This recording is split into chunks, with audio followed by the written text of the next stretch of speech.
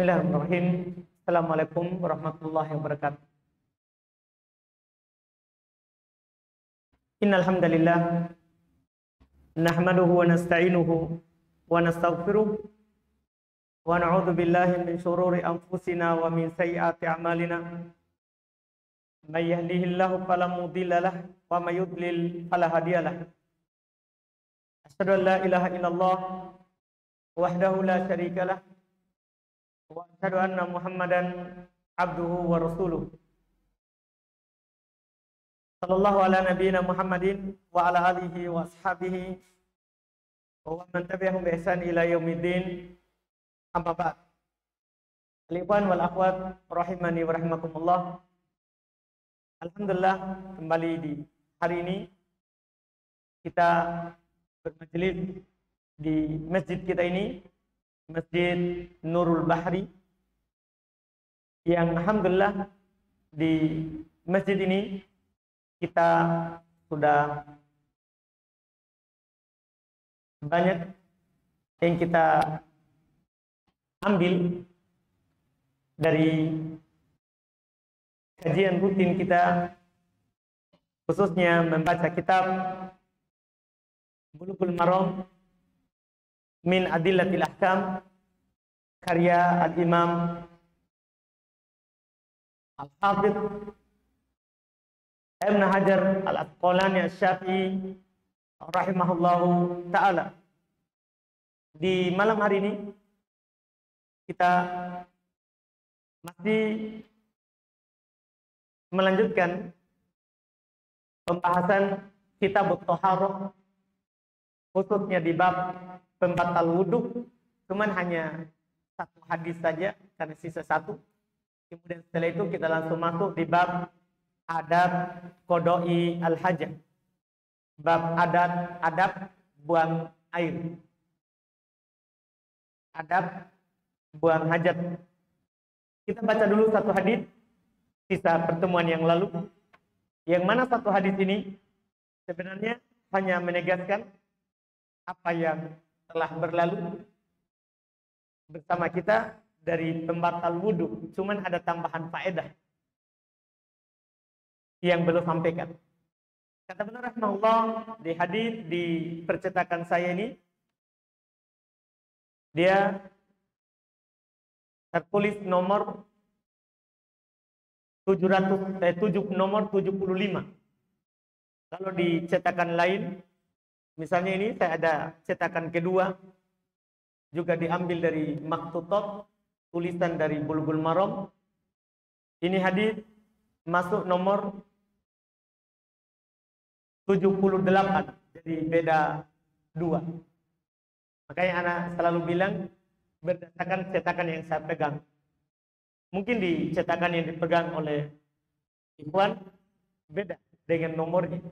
Cuma hadisnya sama, nomornya saja. Nomornya saja yang berbeda. Kita lihat yang beliau sebutkan kisah satu hadis. Kata beliau rahimahullah, wa ani bin Abbasin radhiyallahu taala anhu qala anna Rasulullah sallallahu alaihi wasallam qala ya'ti ahadakum syaitanu fi salatihi fayanfukhu fi maq'adatihi fayuqayyalu ilaihi annahu ahdatha wa lam yuhdith fa idza wajada dzalika fala yansarif hatta yasma'a sautan aw yajida rihan.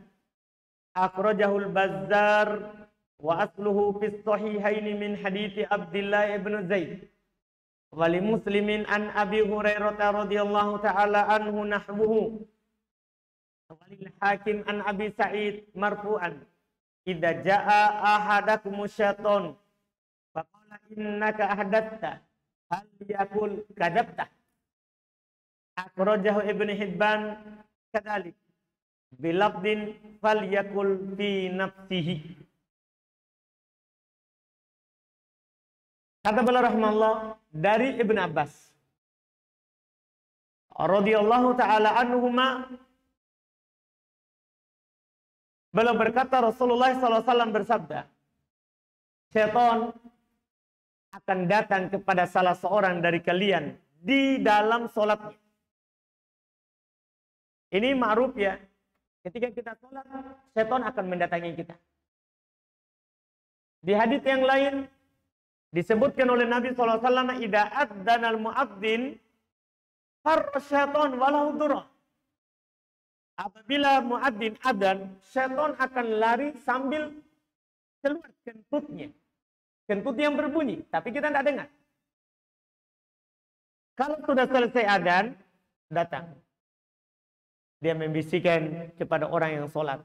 Bahkan yang dia lakukan sebentar, hal yang hina sekali. Tapi syaitan memang orang yang hina. Makhluk yang hina terbuat dan dicipta oleh Allah Subhanahu wa taala dari api. Dia sombong kepada Allah Subhanahu wa taala tatkala Allah memerintahkannya untuk sujud kepada Adam. Sampai dia katakan, "Engkau menciptakan Adam dari tanah, sementara saya dari api." Karena kesombongannya dia membangkang, tidak taat kepada Allah Subhanahu wa taala. Tapi ini kita berbicara ketika sholat. Ketika kita sholat, setan akan datang kepada kita, yaitu setelah adzan muadzin. Kalau dia adzan, dia akan membisikkan kepada orang yang sholat apa saja yang dia lihat orang ini akan terpengaruh dengan bisikan itu. Iya. Dan ketika muadzin qomat, lari lagi. Setelah itu datang lagi. Nah, ini diantara bentuk ketika dia datang apa yang dia lakukan. Di sini diceritakan. Datang syaitan kepada salah seorang dari kalian di dalam sholatnya. Fayamfuhu fi maq'adatih. Apa yang dia lakukan? Dia meniup-niup lubang pantatnya itu orang sholat. Kenapa? Supaya orang yang sholat dia kira sudah kentut. Sehingga kalau dia percaya ini kentut, dia akan keluar lagi wudhu. Setelah wudhu, sholat lagi, tiup lagi. Dia akan merasa, wah kayaknya kentut. Keluar lagi. Ini keinginannya. Ini tujuan syaitan. Jadi syaitan akan datang dan meniup-niup di tempat keluarnya. Iya. Fayukhayyalu ilaihi annahu ahdath. Setelah perbuatannya itu, dia membuat orang yang sholat itu berhayal.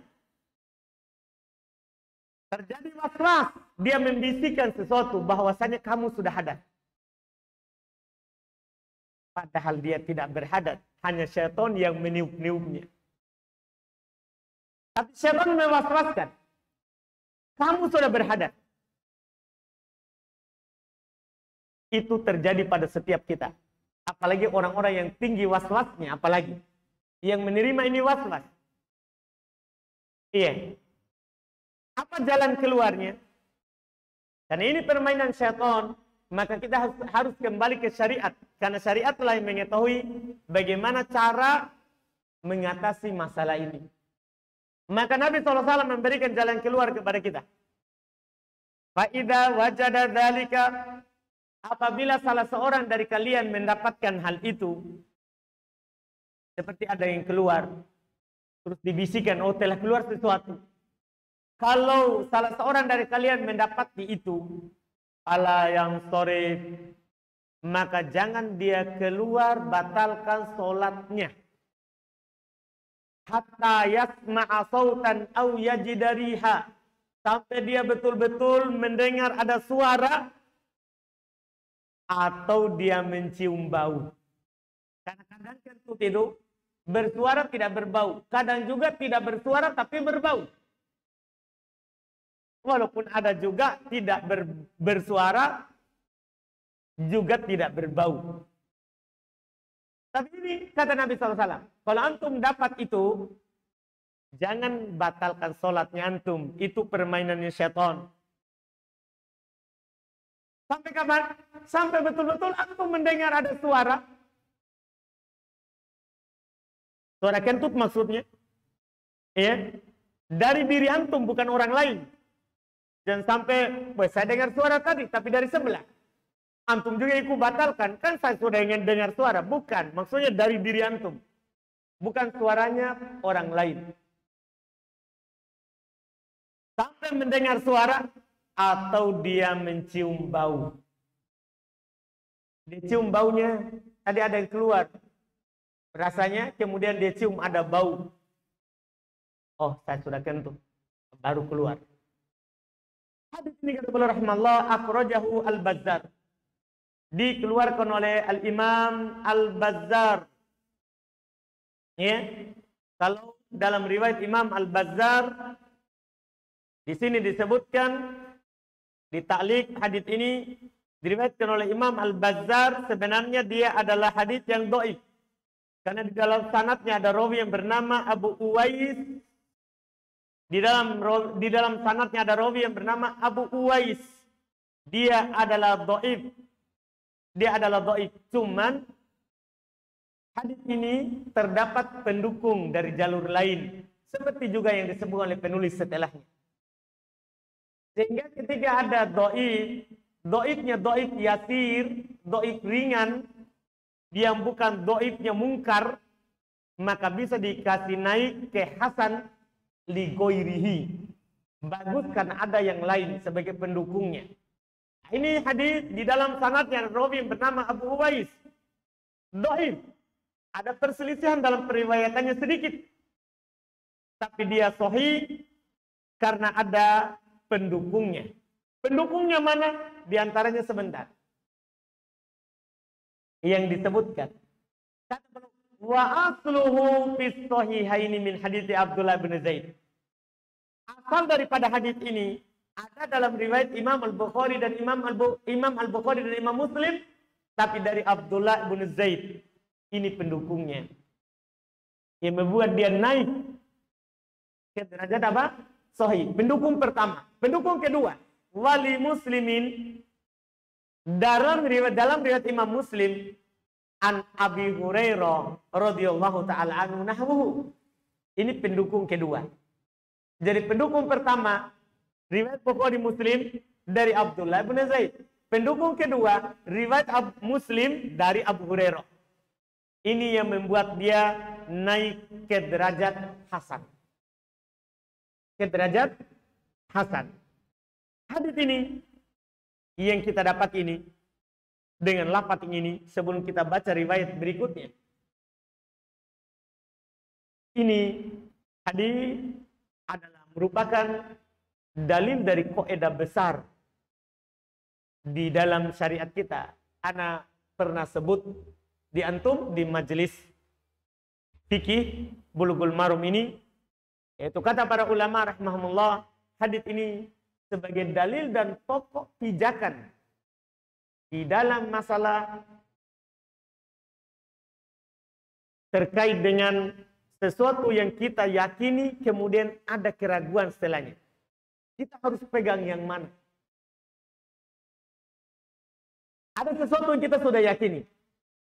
Kemudian datang tori, sesuatu yang datang menghinggapi di dalam diri kita yang membuat kita ragu. Mana yang kita pegang? Kata para ulama, al-yakin la yadulu bisyak.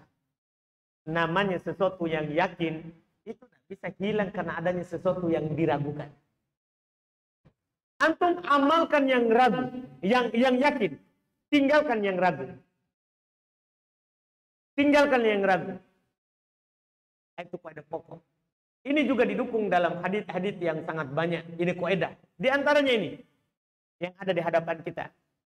Ada juga hadis lain. Misalnya Nabi SAW ketika menjelaskan bahwa segala sesuatu di atas dunia ini sudah jelas. Di dalam syariat kita semuanya tidak ada yang samar.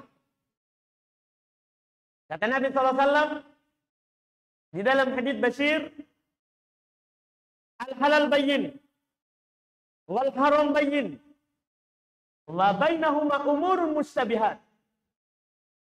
Faman ittaqa syubhat faqad bara bidinihi wa irdi. Kata Nabi SAW, halal sudah jelas.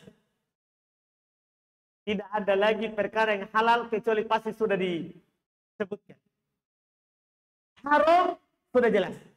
Tidak ada sesuatu apapun yang haram, pasti syariat kita sudah terangkan dengan terang sekali. Tapi hati-hati, kata Nabi, antara dua ini ada perkara yang samar. Karena ada perkara yang haram, tapi disamarkan dengan yang halal. Iya. Antara keduanya ini. Misalnya, contoh, jual beli halal, riba haram.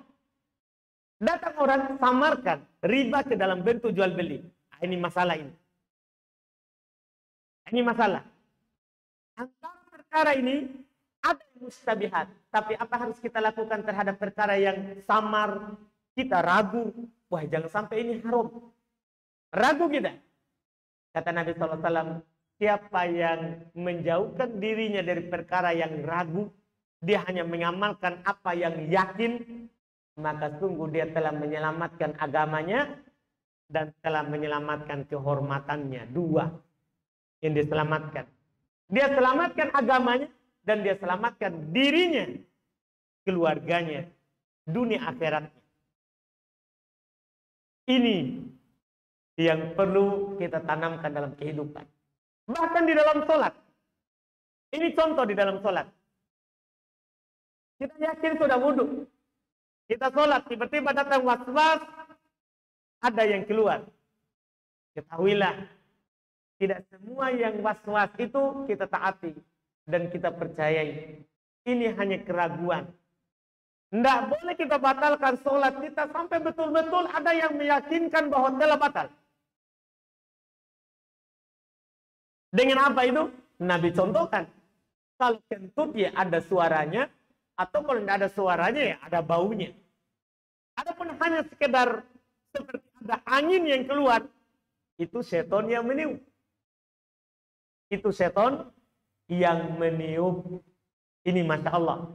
Faedah penting dari hadis Nabi SAW. Di sini juga beliau ingin menegaskan kembali. Ya, tadi kan kalau tidak yakin keluar, berarti tidak batal wudhu.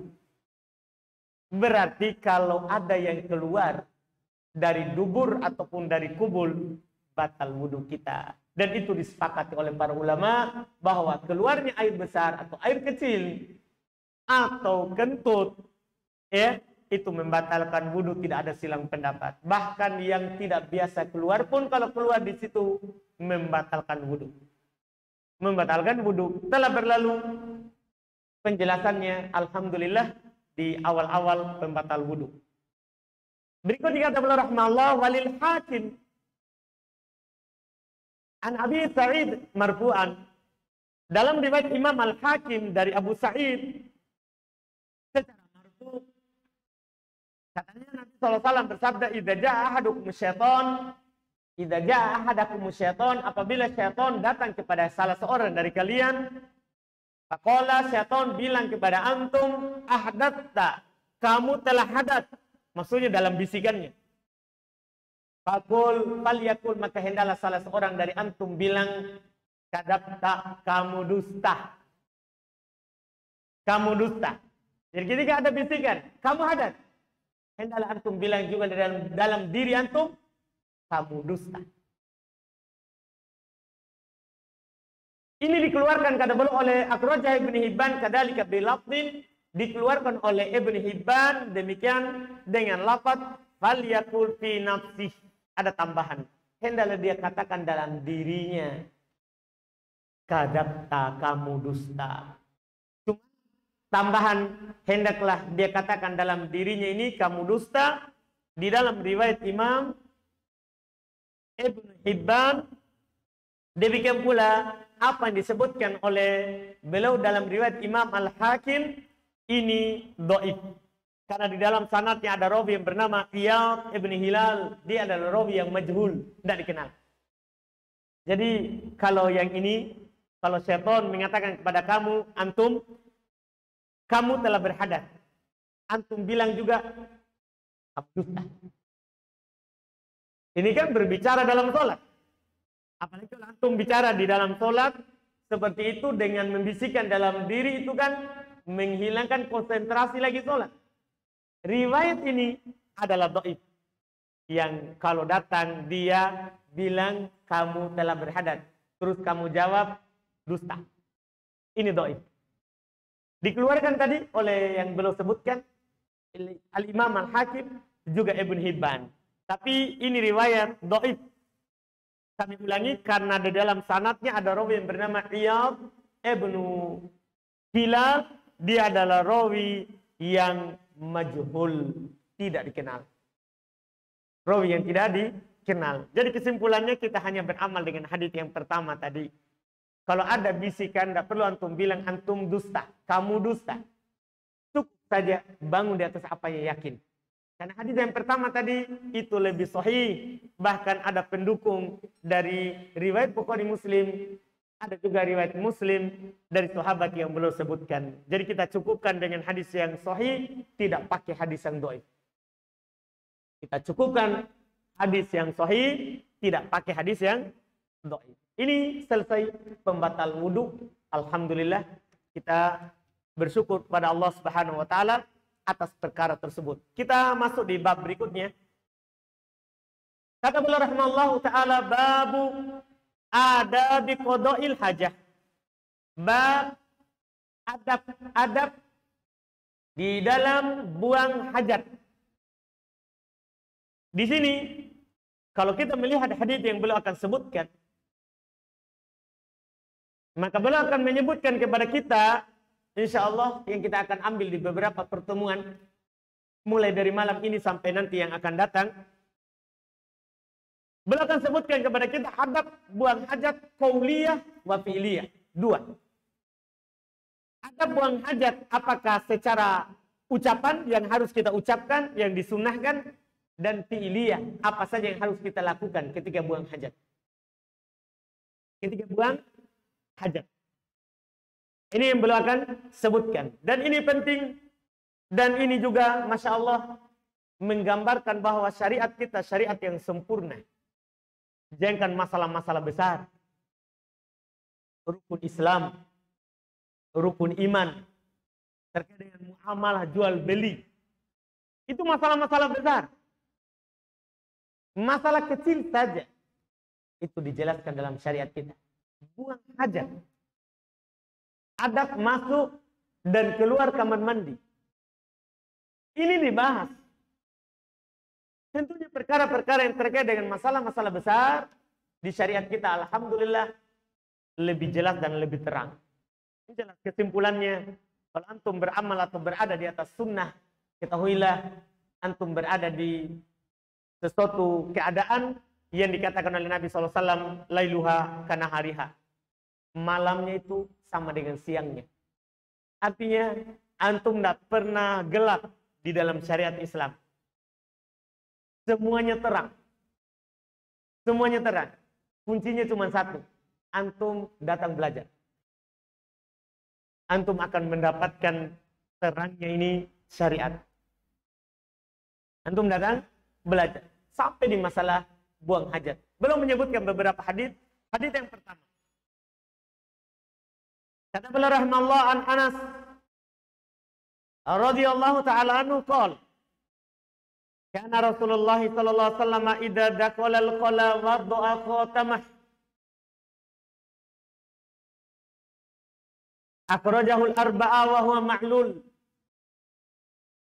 Kata beliau dari Anas radhiyallahu ta'ala anhu, beliau berkata, adalah Rasulullah sallallahu alaihi wasallam apabila belum masuk khala, masuk tempat buang air besar ataupun air kecil, apakah yang ada bangunannya atau di tanah lapang, yang penting pergi ke tempat buang air.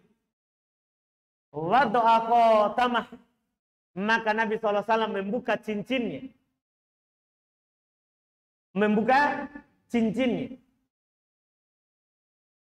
Kata beliau dikeluarkan oleh Imam 4, maksudnya Abu Daud, An-Nasai, At-Tirmidzi, dan Imam Ibnu Majah. Ini yang mengeluarkan hadis ini, tapi Al-Hafidz Ibnu Hajar bilang wahwa ma'lul, tapi hadis ini adalah hadis yang cacat. Bahkan antum tahu hadis ini, Nabi masuk WC dia buka cincinnya, ini hadis palsu.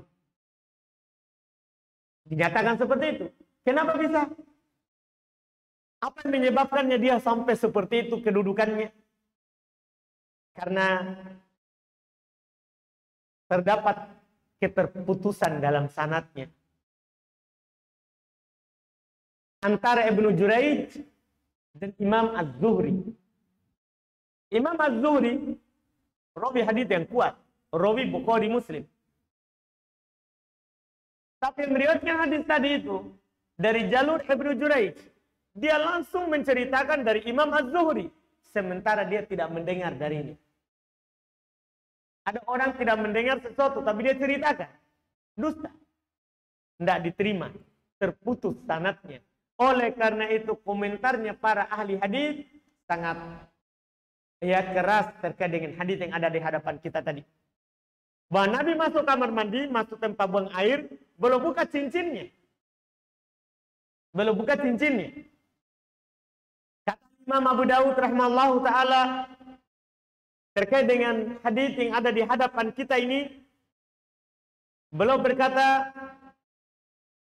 setelah menyebutkan sanadnya, ada haditsun mungkarun. Hadis ini mungkar. Tahu kemungkaran? Sesuatu yang mungkar. Hadis mungkar. Demikian pula dikatakan oleh Al-Imam Ibnul Qayyim rahimahullah lebih keras lagi. Innahu syadzun mungkarun wa gharibun. Hadis ini salah. Mungkar, aneh. Iya, Imam Ibnul Qayyim rahimahullah ta'ala sampai seperti itu. Belum katakan. Yang jelas, kata Imam Nasai rahimahullah ta'ala, ini semua yang meriwayatkannya. Kan yang meriwayatkannya kan Abu Dawud, An-Nasai, At-Tirmidzi, Ibnu Majah. Kata Imam Nasai rahimahullah ta'ala, ada haditsun ghairu mahfuz. Hadis ini tidak dihafal. Apa artinya tidak dihafal? Tidak terjaga. Tidak dijamin dari Nabi atau tidak. Jadi kesimpulannya hadisnya palsu, dhaif, mungkar, salah. Sebagaimana yang dikatakan oleh Imam Ibnul Qayyim. Cuma ada masalah. Kenapa Al-Hafidz Ibnu Hajar sebutkan padahal dia sendiri dhaifkan? Kenapa beliau sebutkan? Karena ada ulama fikih yang berdalil dengannya tentang satu masalah. Yaitu bagaimana kalau kita punya barang ada tertulis dzikrullah. Seperti di cincin Nabi kan tertulis, di cincin Nabi kita Muhammad SAW tertulis Muhammadun Rasulullah. Di cincin, karena cincin Nabi SAW sekaligus jadi stempel. Jadi cincin beliau terdapat tulisan Muhammadun Rasulullah. Kalau ada hal yang seperti itu, boleh nggak kita bawa masuk WC? Itu pertanyaannya. Ada uang tertulis La ilaha illallah. Boleh kita bawa masuk WC? Ada zikirnya. Atau kita harus tinggalkan dulu di luar semuanya, baru kita masuk WC? Ini permasalahannya. Kenapa belum bawakan? Hadis yang belum sebutkan dhaif. Kita tidak pakai untuk berdalil. Tapi tetap kita katakan, kalau ada hal yang terdapat pengagungan di dalamnya, tidak pantas kita bawa masuk ke dalam WC. Kalau ada hal yang terdapat pengagungan di dalamnya, tidak pantas kita bawa masuk WC. Bukan dengan hadis ini kita berdalil, tapi hadis lain. Ayat yang lain. Allah Subhanahu wa taala berfirman di dalam Al-Qur'an, "Wa may yu'azzim sya'airallahi fa innaha min taqwal qulub." Siapa yang mengagungkan syiar-syiar Allah, itu perkara-perkara yang dihormati, dibesarkan di dalam syariat Allah, maka itu adalah termasuk ketakwaan di dalam hati. Ketakwaan di dalam hati. Kita tidak pantas bawa masuk. Illa lid-darurah, kecuali darurat. Kalau kita simpan di luar, banyak orang nanti datang mencuri. Uang ada tertulis La ilaha illallah. Oh, kita taruh semua di luar. Sementara kita keluar sudah lenyap. Tidak ada lagi. Iya. Ini darurat namanya kita bawa masuk. Ini darurat kita bawa masuk. Ini dibolehkan. Karena ketika dibutuhkan untuk menjaga harta atau darurat, boleh. Boleh hal tersebut. Tapi kalau ada teman tak bisa jaga, kita punya cincin terdapat tulisan itu, ada zikrullahnya, kita simpan di teman kita, baru kita masuk, itu alhamdulillah.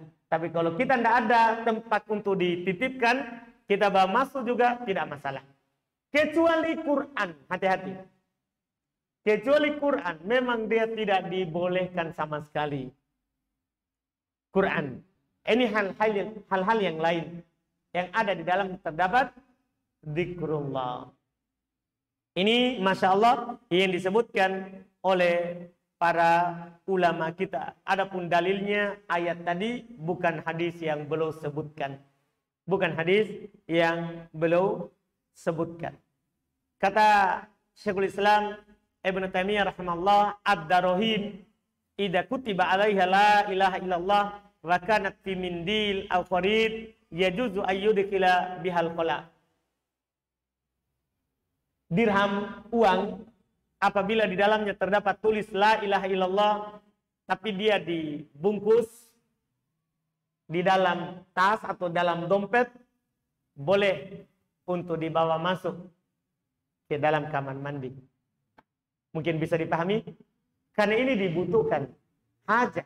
Karena kalau kita simpan di luar, orang akan ambil, akan hilang dari kita. Ini dibolehkan, tapi sekali lagi, dalilnya bukan di hadapan kita. Karena ini hadis dhaif, tidak bisa dipakai untuk berdalil. Ini hadis pertama, dan kita cukupkan mungkin di dalam pembahasan qada al-hajah. InsyaAllah kita lanjutkan nanti di pertemuan yang akan datang. Kalau ada pertanyaan, silakan ditanyakan. Boleh langsung angkat tangan dan berdiri bertanya.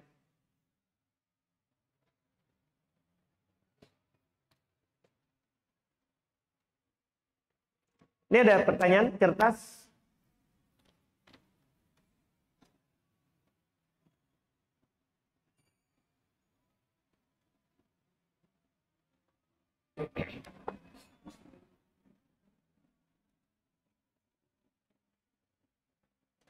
Ini ada pertanyaan, bagaimana menasihati orang tua yang masih melakukan praktek riba dengan hikmah?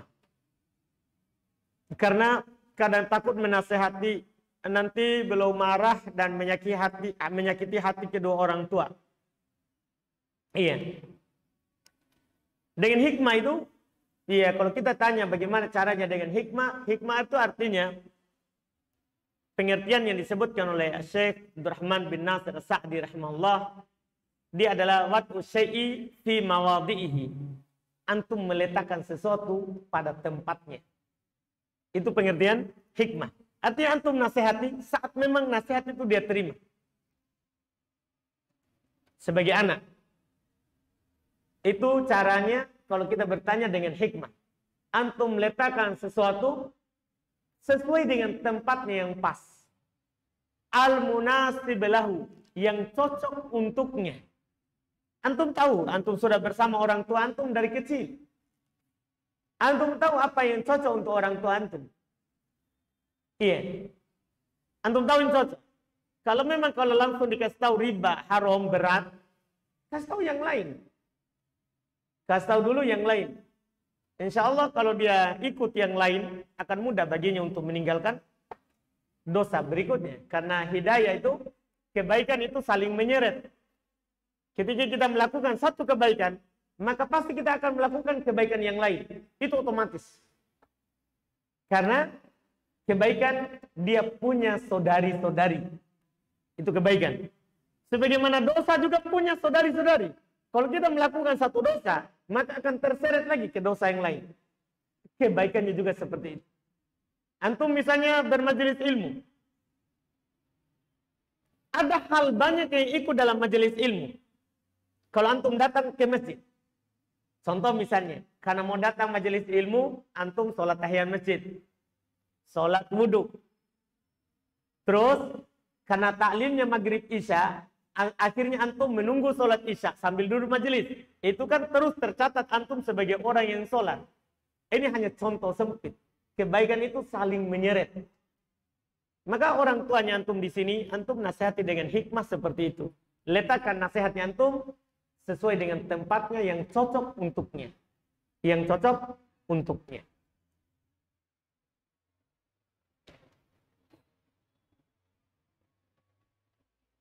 Ini ada pertanyaan. Istri saya sholat di ruang tamu, terkadang di atas rumah, tetapi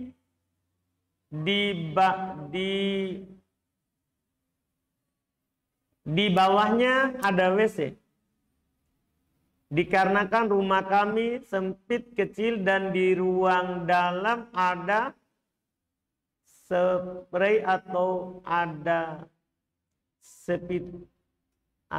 ada bak WC. Apakah sholatnya sah, Ustaz? Sholat di atas WC tidak sah. Sujud di atas WC tidak sah. Iya, jadi dia cari di tempat lain yang tidak pas di atas WC. Yang tidak pas di atas WC-nya. Karena di atas WC termasuk tempat yang dilarang padanya sholat. Tempat yang dilarang padanya sholat. Jadi kalau dia bisa ke belakangnya atau ke sampingnya, ya, walaupun sempit, insya Allah tidak. Antum masih bisa tidur enggak? Di rumah ini yang sempit. Kalau masih bisa tidur, Rasulullah SAW sholat di tempat tidurnya. Sehingga pada suatu ketika dalam hadis riwayat Imam Muslim, Nabi SAW sujud, itu tidak bisa sujud karena ada kakinya Aisyah yang lagi terbentang. Maka beliau cubit kakinya Aisyah dan dia tekuk dan Nabi sujud. Nabi juga sempit rumahnya, bahkan tidak ada WC-nya di situ. Saking sempitnya kamar beliau. Hanya tempat tidur.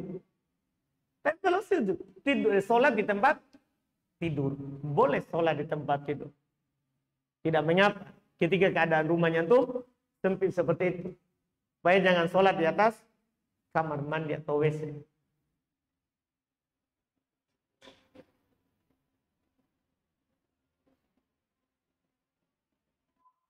Apa hukum melipat celana pada saat sholat dengan alasan takut isbal?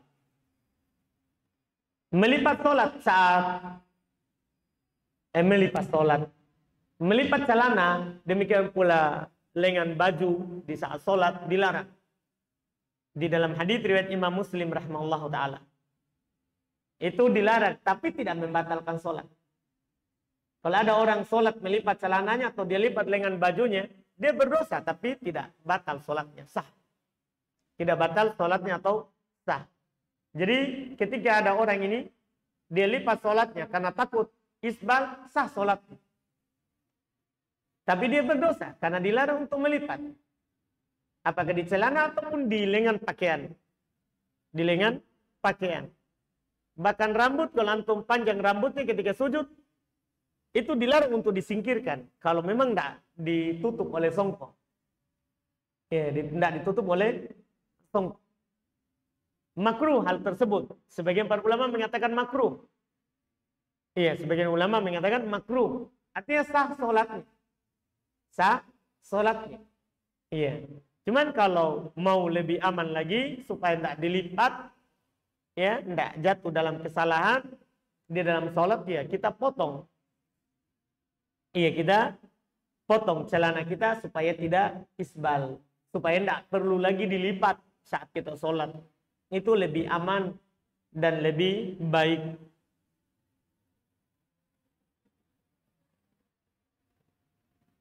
Apa yang harus dilakukan jika pada saat sholat sunnah di masjid tiba-tiba muadzin iqamat? Apakah sholat tetap dilanjutkan? Jawabannya, Nabi SAW bersabda, "Idza uqimatis sholatu fala sholata illal maktubah." Apabila sholat telah diiqamat, maka tidak ada sholat kecuali sholat wajib. Jadi ketika antum lagi sholat, Allahu Akbar, sudah 1 rakaat, 3 rakaat kedua, muadzin bilang Allahu Akbar, dibatalkan karena tidak ada sholat kalau sudah qomat. Nabi yang mengatakan seperti itu wallahu alam. Jadi langsung dibatalkan.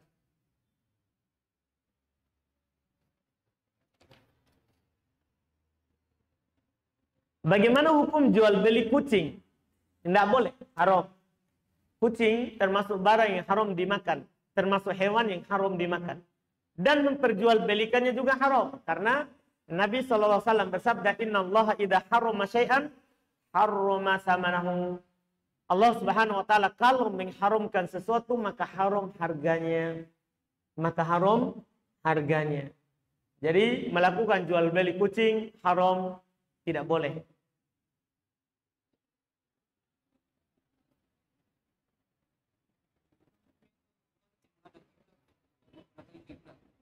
Bagaimana? Baik. Beliau bertanya bagaimana hukumnya kalau ada kloset, kamar mandi menghadap atau membelakangi kiblat. Ada 8 pendapat, Pak. Kalau kita bersabar sedikit, kita akan dapat nanti. Mau kita bersabar? Hadir kita terus, Pak. Kita akan dapat itu. Atau darurat, Pak. Kita mau membongkar malam ini. Kalau mau bongkar WC malam ini, saya akan bilang. Enggak, Ji? Alhamdulillah. Ada pertanyaan lagi? Yang langsung? Hai, 3 ini Pak, bahaya 3. Nah.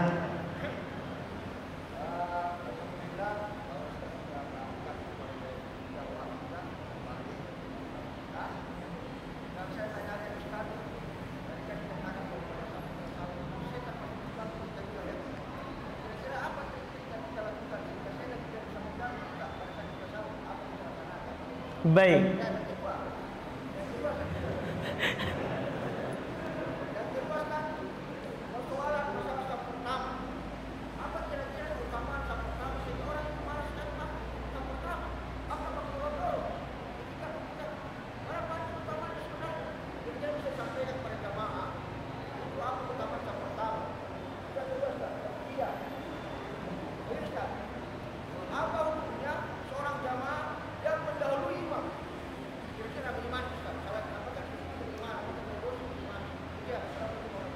Waalaikumsalam warahmatullahi wabarakatuh. Alhamdulillah, 3 ya. Iya. Jadi pertanyaan beliau yang pertama. Jadi apa yang harus dilakukan kalau setan datang membisiki kita seperti itu? Ada hadis, Pak. Tadi yang kita tidak sebutkan karena memang tadi itu terkait dengan sholat. Sebenarnya ada hadis juga dari Nabi SAW kalau dia datang seperti itu. Dia akan, pokoknya akan mengganggu kita. Kalau sudah seperti itu, boleh kita berta'awud. A'udzubillahi minasyaitonirrajim. Dan boleh kalau kita sudah berta'awud, boleh kita berludah kecil ke arah kiri. Tapi berludah kecil, bukan ludah yang keluar cairan berak banyak. Berludah kecil. Tahu yang ludah kecil? Maksudnya ada kayak angin, tapi ada basahannya. Tapi ini perlu juga diperhatikan, jangan sampai teman tak di samping. Iya, ini sunnahnya seperti itu. Intinya yang paling pertama kita ta'awud. Atau katakan saja amantu billah. Saya beriman kepada Allah. Jadi boleh kita berta'awud, boleh juga kita bilang saya beriman kepada Allah. Dengan itu syaitan akan hilang. Tidak membisikkan lagi kepada kita. Seperti itu, Pak. Karena syaitan itu dia akan datang membisikkan kepada orang-orang yang memang mengikuti apa yang diinginkan. Ketika dia ingatkan sesuatu, kita juga ikut mengingat, menang dia. Dia akan bertambah. Makanya Nabi SAW katakan dalam hadis yang saya sebutkan tadi, ucapkanlah saya beriman kepada Allah. Itu syaitan katanya, akan bahkan bertanya, siapa yang menciptakan langit dan bumi? Kita akan bilang, Allah. Kita ikuti terus. Siapa yang menciptakan ini, kita bilang Allah. Sampai terakhir, siapa yang menciptakan Allah? Kalau sudah sampai seperti itu, berhenti. Bilang saya beriman kepada Allah. Bilang saya beriman kepada Allah. Jangan dilanjut. Jangan dilanjut. Karena memang terus terang kita kalau sholat pasti terbawa. Dengan bisikan apa? Syaitan. Dengan bisikan syaitan. Macam-macam. Syaitan itu pintar. Melihat ini si fulan. Dia dibisikan apa baru dia akan lalai. Ada yang dengan jualannya di pasar, ada dengan istrinya di rumah, ada juga dengan istrinya yang belum dia nikahi. Iya. Macam-macam, setan tahu lah. Iya. Setan tahu yang kita inginkan karena dia selalu bersama kita, dia ada di daerah kita berjalan. Dia ada di darah kita, berjalan. Maka untuk lepas darinya itu tadi. Kuatkan keyakinan kepada Allah Subhanahu wa taala, dia tidak akan kuat.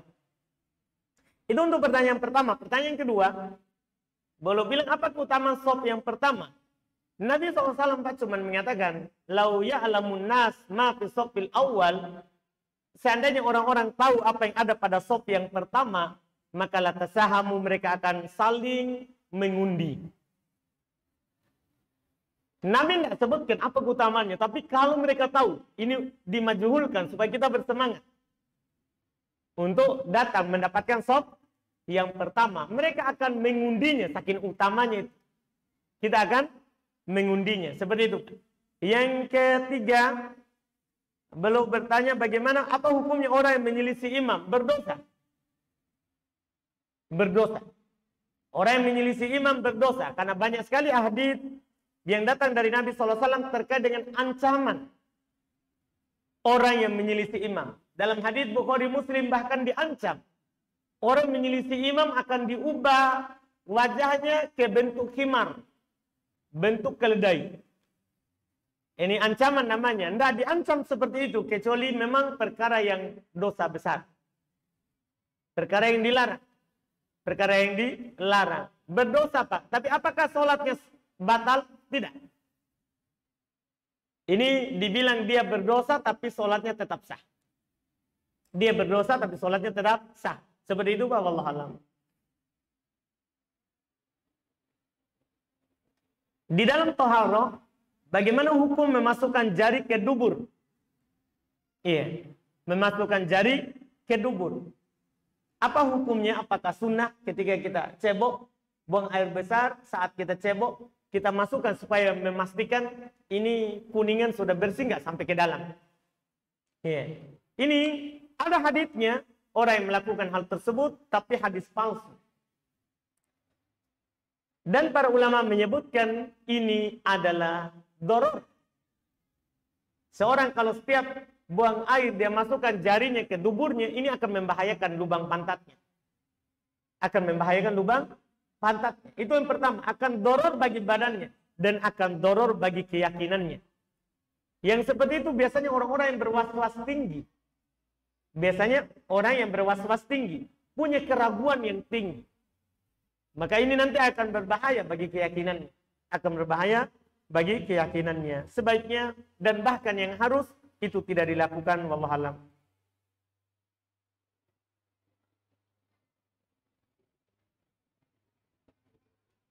Bagaimana hukum perkataan, saya ingin mengubah takdir saya atau nasib saya? Dengan apa? Dia mau mengubahnya.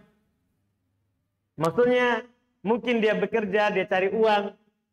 Ya, saya mau mengubah kemiskinan menjadi kaya. Itu dengan sebab kerjanya.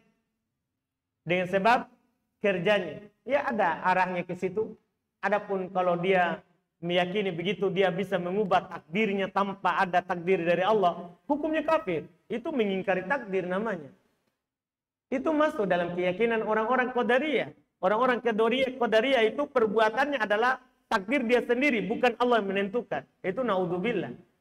Yang seperti itu keluar dari Islam. Kalau itu yang dimaksudkan, keluar dari Islam.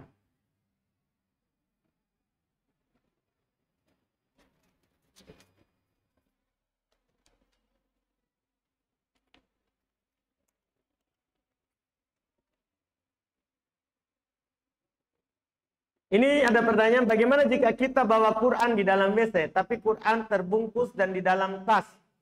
Apakah dibolehkan walaupun tidak darurat? Tidak boleh. Quran tidak boleh. Kita simpan di luar. Dan insya Allah tidak ada orang mencuri Quran. Kalau ada biarkan saja. Alhamdulillah siapa tahu bisa baca. Iya. Jarang orang mencuri Quran. Tapi kalaupun dicuri, Alhamdulillah semoga dia baca. Iya. Ikhlaskan saja. Baik, satu pertanyaan lagi karena ini panjang jadi kita tidak cukup waktu.